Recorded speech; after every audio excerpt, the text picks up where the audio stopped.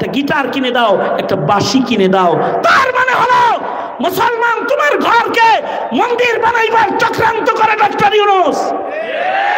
উলামায়ে কেরাম যখন ডাক দেয়, কথা বলে যে এগুলোর বিরুদ্ধে আওয়াজ তোলো, তোমার মুখ দিয়ে ধানের শীষ নৌকা বের হয়, স্লোগান বের হয়, কিন্তু তোমার সন্তানের চরিত্র নষ্ট করার অপকৌশল যারা করে তাদের বিরুদ্ধে তোমার জবান উচ্চারিত না হলে মনে রাখবে কবরে শুয়ে শুয়ে নাস্তিক সন্তানদের আওয়াজ শুনতে পাবে। আর যদি ভবিষ্যৎ প্রজন্মকে চরিত্রবান বানাইতে চাও তাহলে গর্জে উঠো।